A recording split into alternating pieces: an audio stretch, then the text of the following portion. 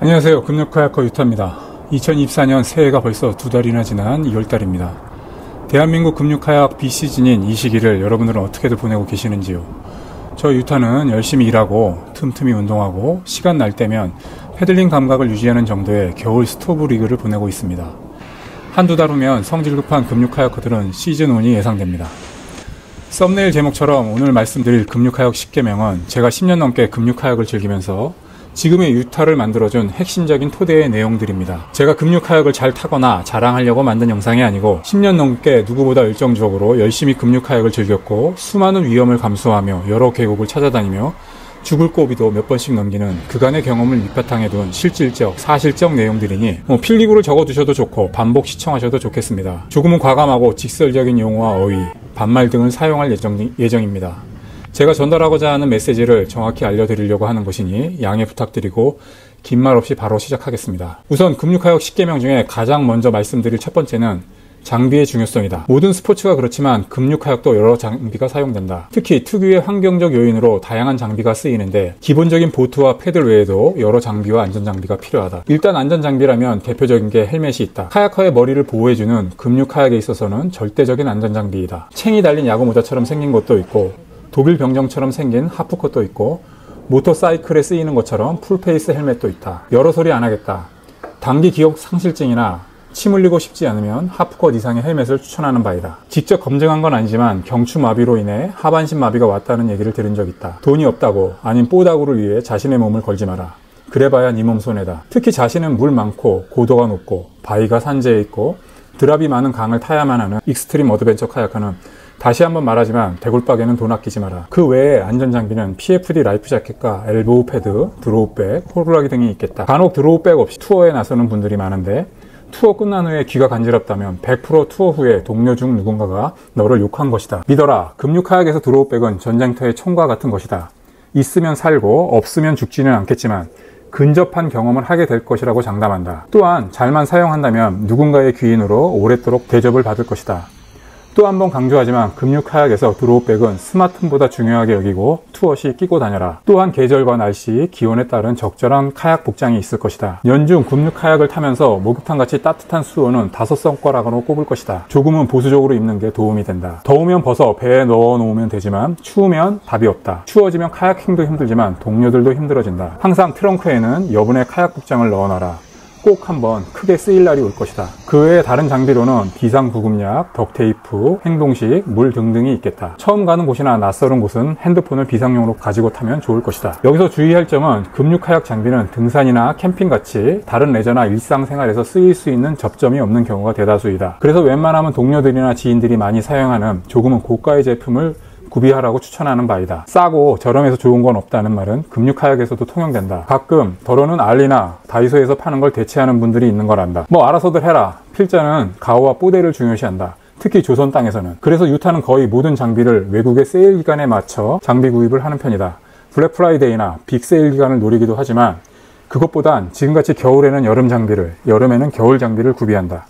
당연히 금융 장비는 겨울에 세일폭이 크기 때문에 겨울에 구입하는 게 가장 저렴하다. 유타는 이따금 여자 해외 사이즈 중에 엑스라이즈를 사서 입기도 한다. 일단 사이즈 때문에 세일폭이 커서 저렴하게 구입할 수도 있고 또한 유니크한 걸 좋아하는 제 성향과도 잘 맞아서이다. 그렇다고 허접한 걸 사지는 않는다. 남자 거랑 동일시되는 재질과 기능을 갖춘 제품에 한해서이다. 겨울엔 여름 준비, 여름엔 겨울 준비. 이것이 팁이라면 팁이다. 명심해라.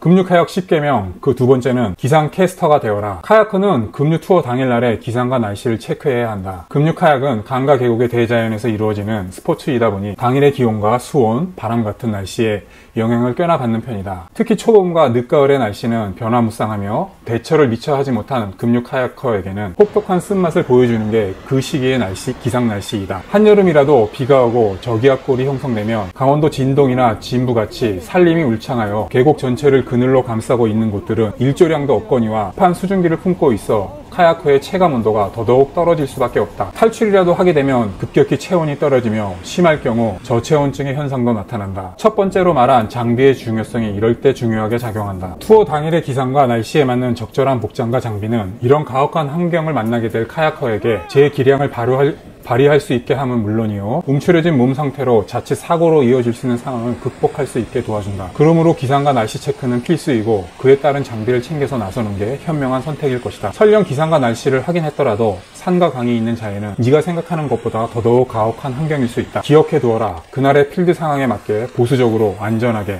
다양하게 준비하는 게 화끈한 급류를 즐기는 지름길이다. 급류카약 세 번째, 선배나 동료의 조언에 귀 기울여라. 역사가 그리 깊지 않은 대한민국 급류카약계이다 보니 그나마 이런저런 경험이 많고 여러 노하우를 알고 있는 선배나 동료는 금과 옥조와 같은 꿀팁들이 많다. 특히나 인프라 구축이 어렵고 그것도 많지 않은 대한민국 급류시장에서 경험 많은 선배 카야커나 동료 카야커는 성공적인 급류카야커로서 성장하는 성패를 좌우할 수 있는 힘이 된다. 특히 초보자들이나 아직 경험이 부족한 카야커들은 술 한잔 대접하더라도 노련한 급류카야커들과 섞여 연습하거나 투어하는 걸 추천한다.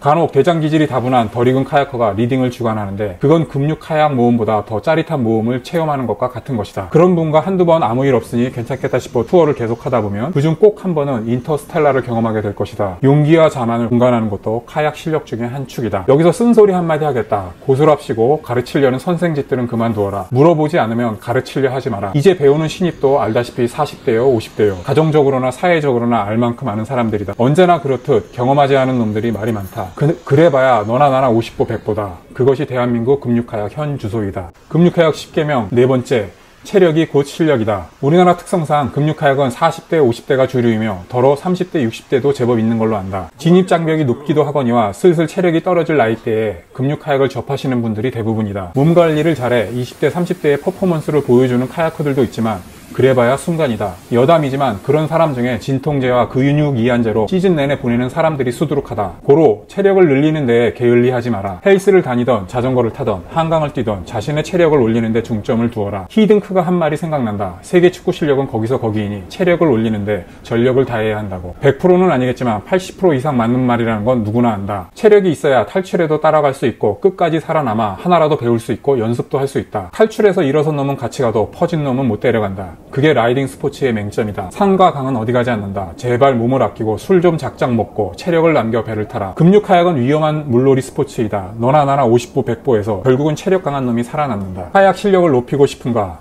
단언컨대 체력을 늘려라. 체력을 늘리면 카약 실력도 좋아지지만 집에서도 사랑을 받을 것이다. 당연히 밥상이 달라지는 놀라운 일이 일어날 것이라 장담한다.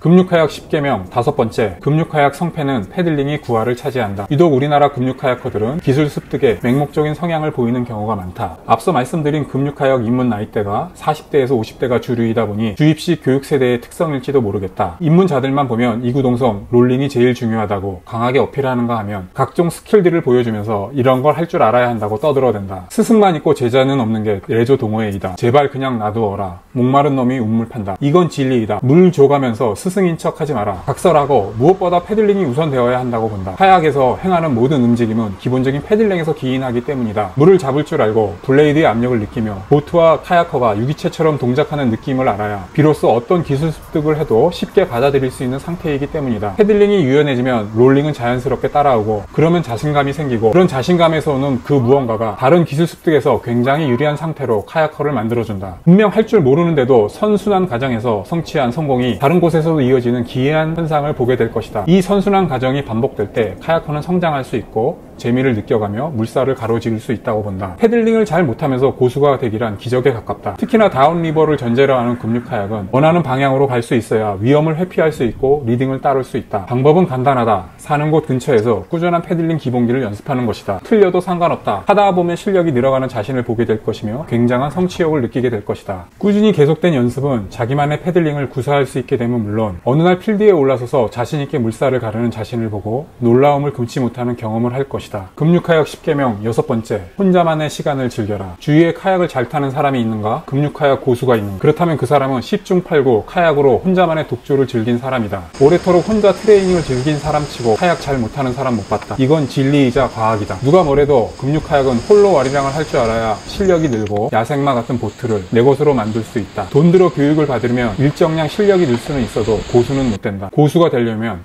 와우 장룡의 리무바이 같은 스승을 찾던가 아니면 혼자만의 시간을 가져라. 리무바이를 못 찾겠거든 유튜브를 보고 독조의 시간을 가져라. 그럼 고수의 반열로 가는 길 정도는 머릿속 내비가 알려줄 것이다. 세상은 정직하다. 그 정도만 하면 그 정도인 것이다. 조금은 욕심을 내서 혼자만의 시간을 갖길 바란다. 야속하지만 가치를 증명하고 보여줘야 투어 자격이 부여된다. 그래야 서로 믿고 급류를 여행할 수 있는 것이다. 탈출은 남자는 2번, 여자는 3번까지 한계이다. 그 이상 탈출하면 어떤 보살도 속으로 욕한다. 욕심이 있다면 혼자만의 시간을 가져라. 이것이 돈 안 들이고 급류카약을 잘 타는 지름길이다. 다시 한번 강조하지만 돈지랄로 네 열정을 대신하지 마라. 급류카약 10계명 7번째, 인공구조물은 위험하다. 다운리버를 전제로 하는 카약은 콘크리트 같은 인공구조물이 제일 위험하다. 시멘트, 콘크리트 같은 걸로 만든 인공보나 콧구멍 다리는 급류카야커들에게는 치명적인 위험 요소이다. 콘크리트 인공보는 높이로 인해 일정량 홀을 만들어 카야커를 빠져나오지 못하게 하고, 마무리가 제대로 안 된 철근들이 우후죽순 꼽혀 있고, 날카롭고 각진 시멘트 구조물로 인해 카야커들에게 심한 상처와 데미지를 안겨줄 수 있다는 걸 명심해라. 콧구멍 다리 또한 큰 물이 지고 난 후 각종 부유물로 구멍이 막혀 자칫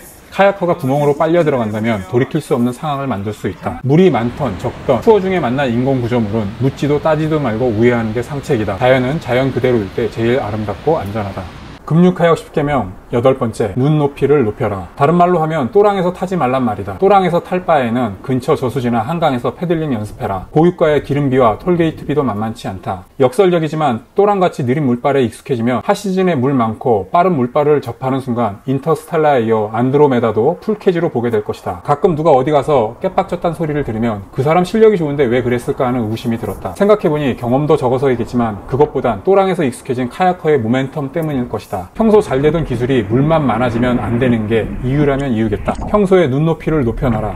단언컨대 대한민국에서 풀 장비를 장착하고 죽을 곳은 없다. 물이 없는 곳보단 물이 많은 게 급류카약에서는 100번, 1000번 유리하다. 그리고 물점이 있는 게 급류카약답다. 여러분 모두 충분한 능력이 있다. 다시 한번 강조하지만 또랑에서 탈 바에는 집에서 유튜브나 봐라. 급류카약 10계명 9번째, 구조교육을 익혀라. 거창한 거 없다. 각종 지자체에서 실시하는 CPR 교육도 좋고 YMCA 교육도 좋다. 요즘은 무료 교육도 많고 찾아보면 무궁무진하다. 일단은 배워두자. 드로우백 던지기도 좋고 배 견인하는 것도 좋고 의료 비상 구급 처치 교육도 좋다. 일단 카약하려면 기본적인 구조교육은 숙지해라. 누가 하고 있으니 나는 안 해도 된다는 생각은 잭스에서 전이는 안 하고 오르가즘만 느끼려는 인간이다. 오르가즘에 집중한 인간은 급류카약의 참맛을 모르는 뜨내기 철새 카야커일 뿐이다. 왜냐? 전이는 아무 때나 가능하지만 오르가즘은 매번 있을 수 없기 때문이다. 주위에 이런 놈이 있으면 단박에 손절해라. 언제고 그놈 때문에 낭패 보는 일이 있을 것이다. 급류카약 10계명 10번째, 급류카약을 사랑하자. 사랑하는 거 별거 없다. 기본적으로 쓰레기를 버리지 말고 일회용품 사용을 지향하면 좋겠다. 급류카약은 물에다 잡스러운 거 버리지 말고 특히나 담배꽁초는 말할 것도 없다. 물에서는 피우지도 말고 애초에 가지고 타지 말기 바란다. 급류카약을 사랑하자. 이것이 내가 하고 싶은 10계명의 마지막 말이다.